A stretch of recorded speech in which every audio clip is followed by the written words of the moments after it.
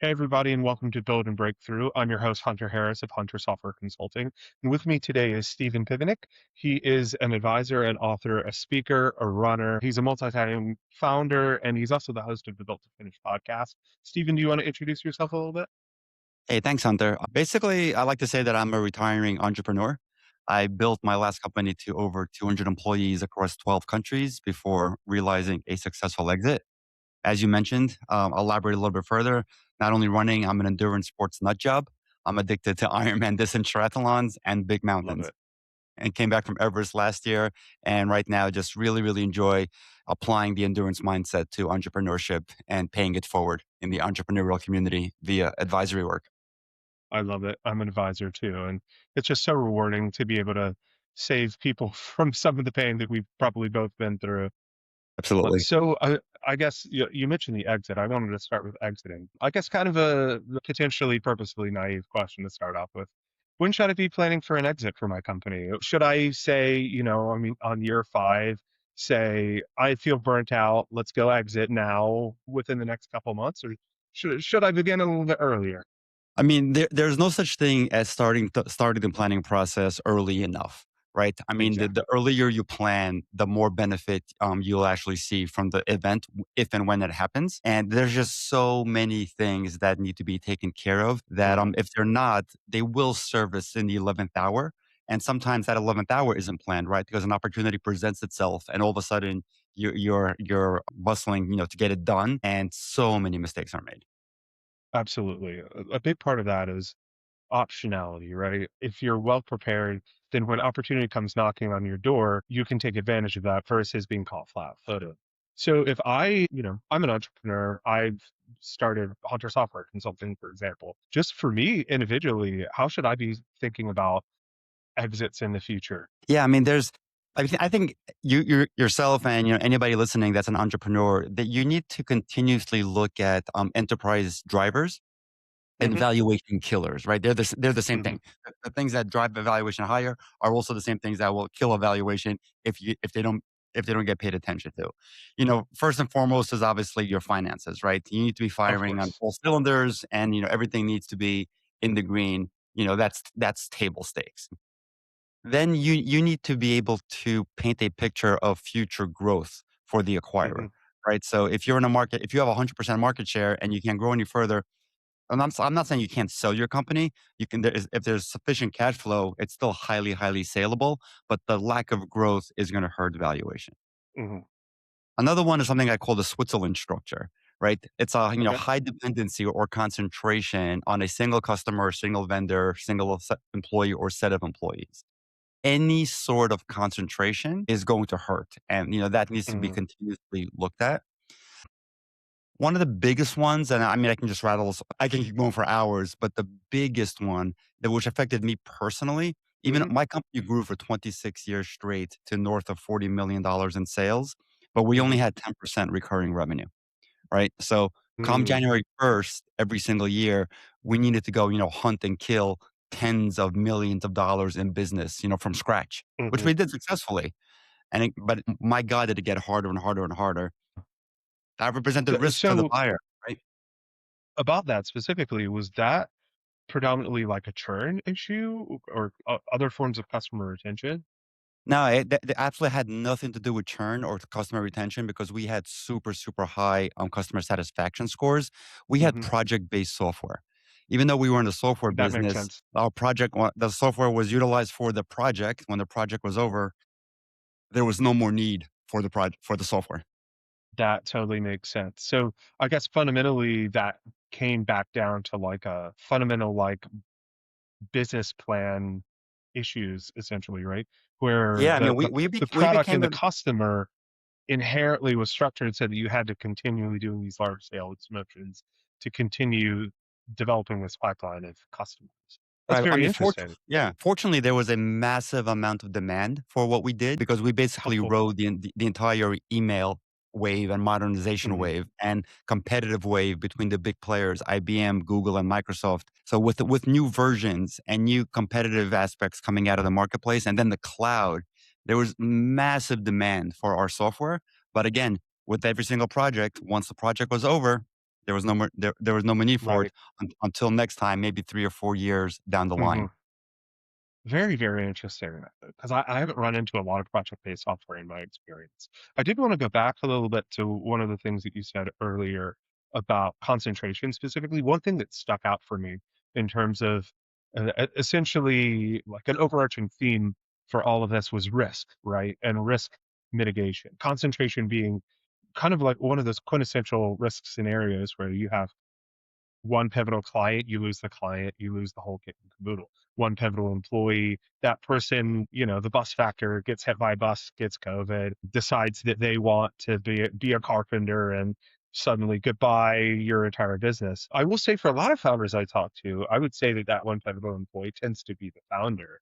So how do you recommend that founders think about themselves being such a pivotal part of the organization? Because it's obviously required to get to a certain point, but also being overly attached in the organization past that point ends up being an ever increasing risk factor too, right? No, because founder dependency is a huge valuation driver, right? And killer. Hmm. And I'm at my own personal story because, I addressed it really well and easier said than done. Of I course. knew that I didn't want to face founder dependency. So 3 Hmm. years prior to my actual exit, I started the search for a CEO to replace me. And it was Interesting. gonna be a really hard Band-Aid to pull off because, how do you even trust somebody to run your baby? And I've been burned in Right. the past. And I won't bore your audience to tears, but I've had, like, 2 massive betrayals with other executives that I brought on. But Hmm. so this time around, I said, "You know what? I'll bring on a COO, and him Hmm. or her and I will have an agreement that if everything works out, they'll get promoted to CEO." And I was going to give it a year for that to play out. Well, it took me 90 days. And I said, Really? I got really, really lucky. I got the right person. I liked him. I respected him. I trusted him. And so did the team. Just the way he gelled with the entire team and the rest of the company was brilliant. So that's what gave me the comfort level to promote myself to executive chairman. He took over the reins of day to day operations as CEO. And when we got into due diligence, I remember this conversation like it was yesterday with the acquirer. I said, "Hi, I'm Hmm. Steven Pivnik. I'm the owner of the company. I will not be participating in anything due diligence related because I don't work here anymore." No, that is definitely very helpful in terms of making that particular process go a little bit more easily. So I guess though, it sounds like you got lucky in terms of getting this particular person though. Was there any sort of groundwork that you laid to make that a potential handoff a little bit easier? You mentioned, for example, the betrayals. I want to go into that in a little bit more depth in a little bit here. But for the moment, staying on this particular topic, like what were some core lessons learned, some battle scars won that potentially let you go into this particular arrangement a little bit more cleanly than the previous ones? Yeah, great question. I mean, one of the biggest differences was I had a great team in place already. So Hmm. even before the COO joined, I had a really good head of sales. I had a great head of finance. I had a wonderful, director of consulting services and product development. So I had a really good team in place already that was also, seasoned enough and mature enough to, not go crazy with, "Oh my God, Steven's leaving. What does that mean? He doesn't want to work Hmm. here anymore. He doesn't think there's a future for the company." And all the other possible drama that can occur when you Of have a, course. less than experienced and seasoned team. So I think that was one of the biggest things which made the transition go a lot easier. That's very interesting. So I guess I'm trying to think of the question that I want to ask about that because it does seem like that having a very seasoned team, I mean, quintessentially having the right people on your team is such an indicator of success, but also people have to hire who they have access to. So, was part of the story, was it that you had a really good network, you had spent time developing the network, and therefore you had access to these talented people that were like the right team for the job? Or was there a certain process of nurturing some of these people to grow into these roles? In your particular case, what did this look Yeah, it was a combination of both. Some people were definitely, nurtured and mentored to grow into senior executive leadership roles. In other cases, it was the network. I've got to hand it to the advisory firm, and I don't mean for this to be self-serving, but the advisory firm that I utilized, which I now join and work with to, like? pay it forward and advise, they had a fantastic network. They single-handedly got me a new head of sales, a new head of finance, and they're the ones that sourced the COO who became the CEO. So having a network is incredibly important. And if you don't, and then, sometimes people consider these necessary evil, but there's headhunters that are out there that specialize in this type of stuff. It'll cost you, but it's going to be worth it. Almost guaranteed. Definitely agree. Back to the point of founder dependency, some of the dysfunction that I see is a lot of founders really struggle to delegate. And as part of that struggle to trust their teammates. And it kind of becomes a chicken and egg scenario, right? Where they can't delegate, therefore the good players can't stick around. And as a result, they can only keep the B2C players who in turn they unsuccessfully delegate to, which damages their trust, which then further damages the delegation. Have you experienced any sort of cycle like that? Absolutely. I mean, it's a really, really vicious cycle. And the biggest reason why folks can't delegate is because they don't trust the person that they're delegating to get it done as well as they can. Right. So it's really important to find folks that can operate at the level you need them to. And what I like to pick at the CFO and head of sales position all the time. If you're running, let's just pick a round number. If you're running a $20 million company and you have a head of finance that's been with you for, like, let's say 10 years from the time you were a $5 million company, and the same thing for your head of sales, maybe been with you from the beginning or maybe joined later on. If he or she doesn't have experience running a company at that level, they're not ideal for the position. And it's not Absolutely. it's no knock on them. They just never done this before. Now, some can pick it up, and there's definitely an opportunity for folks to rise to the occasion and do great. But more often than not, they're just going to struggle a little bit because it's just a different playbook at a different level. So, that's what causes the owner to get into this vicious cycle that you just mentioned. Absolutely. I see the exact same thing in technology where usually your like early engineering hires are fantastic, like 0 to 1 builders. And then once you hit that scaling step, the attitudes and practices and ways of going about doing things that make you successful 0 to 1 frequently are very limiting when you try and go from 1 to 100 million, right? Exactly. So for the founders that are listening to this, what advice do you have to give to them in terms of like building that practice of delegation? Because I really do feel like delegation itself is a skill that can be cultivated and learned. Yeah, I mean, I think, do not wait to be a 100% comfortable to delegate something. If you're 70% comfortable, give it a shot, right? And then there's multiple levels, right? So Of you can course. have somebody you can actually, say, here, go take care of this and completely walk away. Or there's a form of delegation where you can say, we've got this issue. I need you to work on it. I need you to come back with the three possible paths that you're going to take with this, and the one that you recommend the most. So then at least you Hmm. have some input into the final direction that's going to be taken. And then there's multiple levels of that as well, right? Or you can say, you know what, go think about this for a couple of days, go take a specific path. And then when you're 25% in, check back with me. Hmm. Just for a touch base, I want to make sure that, you're on track. So as some of those approaches, work really well, but do not wait until you're 100% comfortable because you'll never be. 100% agree. And I actually want to call out one thing about what you just said that I love. What you just described, the first scenario, I think, is delegation. Whereas I think all of the follow up scenarios that you just described are more mentorship than delegation. Exactly. Good point. Where essentially as part of building delegation for yourself, part of that is also cultivating the talent in other people by not necessarily, I mean, there are times and places where you want to just let someone run wild and just see what they can do.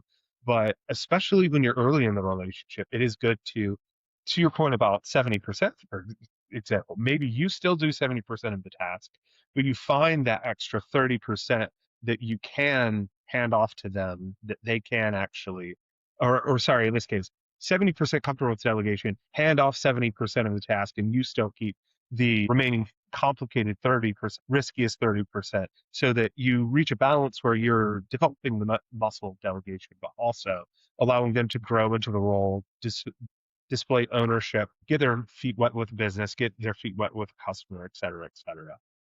Yeah, And there's got to be continuous open and honest communications as well. Absolutely. Which some founders are just hard at because we're just naturally nice people and nice guys, right? So I think the conversation needs to be had, saying, "I, hey, Mister Chief Executive, Mister Executive Leader here, I need to get better at delegating. I have a hard time delegating. So for this specific task, I trust you 70%. And because of that, Hmm. this is the process that we're going to go through.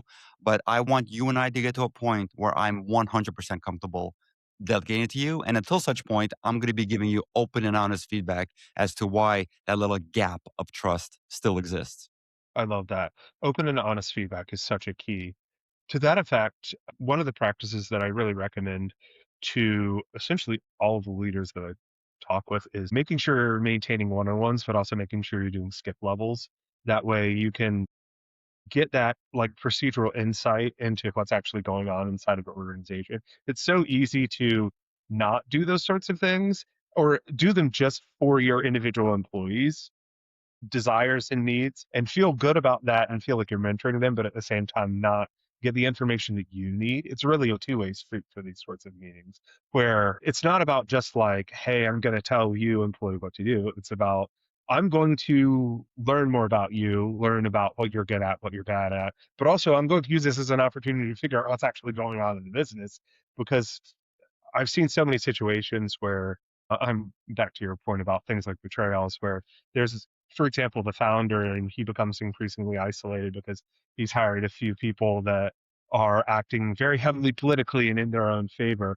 And so the founder or whichever executive it is thinks that everything's going great and things are not going nearly as great as they seem to be until, reality tends to rapidly reassert itself. Now, yeah, I see that all the time, and skip level meetings are really important. I'm a huge fan, as long as the founder doesn't give the skipped level the opportunity to go over the level that was skip's head, right? So, Yes, hey, very true. I have this great idea. I want to do this, but my boss won't let me, and then that'll inevitably create a lot of friction, and then if you undermine them and let the individual go forward with whatever he or she is bringing up, then that's a recipe for additional drama and friction and just lack of productivity. Absolutely, yeah. That is a great call out. Like, it is very important. I feel like insubordination is a little bit strong for that, although it is probably descriptive, but like there is an organizational hierarchy and there's something to be said for democracy, but companies are not really democracies. And I feel like a lot of people really like the worst failure cases that I see is when people try and treat businesses like democracies. They're not. At the end of the day, there is a hierarchy. It is written into the corporate structure, generally speaking. I mean, unless you're working a co-op, which I haven't talked to anybody working in a co-op, and I've never worked in a co-op. So that that is an exception. But yeah, man, leaders that are like, I'm just gonna solicit feedback and let the majority decide leads to a lot of decision by consensus and it moves so slowly. And it really incentivizes the sort of politics that you just described where people will Exactly. potentially try and like go around the leader to get stuff done and it ends up in a whirlpool of organizational dysfunction. No, Well, exactly, and it definitely happens with first time founders, right? They want to be yeah. nice. They want to make sure everybody's heard. They want to give everybody an opportunity. And unfortunately, they learned the hard way on how Hmm. progress is stalled as a result of that type of culture. What I always say is like there's niceness and there's kindness. A lot of people over index on being nice. And you should, to a certain extent, be nice in the workplace, but like it is much kinder to be direct. And also, if you build a dysfunctional organization that fails, you will have to do the unkind step of firing all of your employees when it goes under. That is not an ideal situation. If you like, the choice there is pretty stark, right? I would always unequivocally choose to be less nice if it means the business keeps on running and can continue to financially support me and the people that work for me. That is like the economic angle is just stark. But I wanted to hop into, since we're talking about organizational dysfunction a little bit, can you tell me a little bit about those betrayals that you made? Wow. So my first one happened when we actually I was fortunate enough to have 3 mini exits of the same company before I had my final exit. And the second mini exit came in the form of an asset sale where we were approached to sell a division of our company to somebody Hmm. else. And I was part of that deal because so much staff was moving over. They wanted to make sure that the leader, was coming also. Of course. So I did a great job there and I had a wonderful experience. I call that chapter of my life my MBA in a box because I got to work with a seasoned leadership team that just raised $75 million, Wow. which was a ton of money in 1999. Hmm. And so as great as all of that was, I did a horrible job of playing the owner card and Hmm. keeping the leadership team that I put in place accountable. Right. So, and they proceeded to The run the company leadership at the at company you my company, left. at the company that I left. The Gotcha. remaining company after I took a division out and left with it. I did a horrible job, playing, owner and board Hmm. member because I was just so busy and having such a great time. It's very hard to say I was having a great time working 80 hours a week at this other company, but I was. I know the feeling. I mean, Yeah. I mean, when it was it's fantastic. right, and the hours, it's not whether it's 40 hours or 80 hours or 120 hours. You just do Yeah. the work in front of you, right? And this is the height of the dot-com boom, right? So there was just so much fun stuff and exciting projects going Hmm. on that we were just riding that wave while the company I left behind was going in the other direction. And I didn't find out about it until it was too late. Hmm. Basically, I'm kind of combining two stories into one because it's easier for it to flow for the audience. Makes sense. I get a call from the bank saying, "Hey," I was still co-signed for the credit line for the company, even though Hmm. I had left. It was still I was still owner of the company. I got a call from the bank saying we haven't received an interest payment in 3 months. I'm like, "What do you mean?" They're like, "Yeah, we haven't received an interest payment, and we're going to foreclose on the collateral on this line, which is your house." I'm like, "Okay, Whoa, that's not cool." that's yeah. So I quickly uncovered during the next 2 weeks that I was being given, falsified financial statements, and they Like were full on basically falsified, I'm sorry, like full on falsified. full on falsified revenue and cash flow forecasts and Wow. P&L statements to hide the mounting losses that were occurring because they just refused to let go of staff. They refused to make all the necessary hard decisions to deal with a downturn in business. And they really thought they're just about to turn a corner, just about to turn a corner. 1 more month, 2 more months, 3 more months. And by the third month, the bank said, "Hey, no mas, we want Right. our credit line payment." Which by the way, they'd maxed out at that point. So I basically got out of my employment agreement with the company that acquired my division, came back, and basically had to nurse my baby back to health. By that point, I'd been gone for 2 years. I had everybody interview for their job. Hmm. I let go probably just over 2 dozen folks and left eight just to keep the lights on Right. and clawed our way back from like nothing to, like I said, like I mentioned in the beginning, to over $40 million in sales 10 years later. Hmm. What I found absolutely fascinating is that I just said that the line about nice versus kind, and this story is exactly that in a nutshell, right? Like this particular group of people was trying so hard to be nice, just keep everybody around, do illegal stuff in terms of falsified financials. I'm pretty sure that legal action could and may have been taken instead of doing the kind thing, which is making the necessary changes, which you did once you came in. You said, "Hey, we're in this now. Well, like either we figure out how to like get on with this thing, or none of us continue doing this anymore." Yeah, exactly. I mean, And it was tough. and similarly, being nice in terms of like keeping everybody around was incredibly unkind to you in terms of, "Hey, surprise, your house is on the line now," right? It Yeah, also I mean, feels like again, there's a certain. Sorry, go ahead. no, no, I give people the benefit of the doubt. I don't think he was trying to hurt Steven Pivnik. Of course. He was really, I think he was foolishly optimistic about how we can turn things around. And that was his biggest crime. Instead of being Yeah. realistic, just foolishly optimistic month after month after month. I will say one of the kind of foundational traits that I look for in founders is you do have to be willing to kind of spit in the face of reality a little bit, like strive against the status quo. But also, you do have to touch grass from time to time and be in touch with like what the market's actually doing, what your financials actually say. So it sounds like he probably erred a little too much in one of those directions, sad to say. I guess we are transitioning a little bit here. I mean, you've mentioned that you're an endurance athlete. One of the things that came up in our pre-call was, you know, founding being an endurance sport.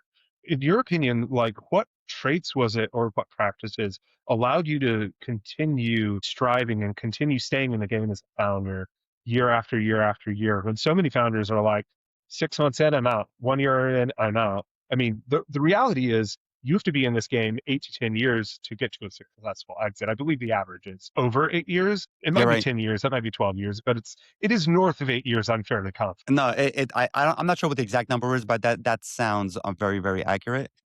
It's the endurance the perseverance and the stamina that I learned by picking up endurance sports that transferred really well into business, right? Hmm. There's just so many similarities between the two that kind of feed on each other.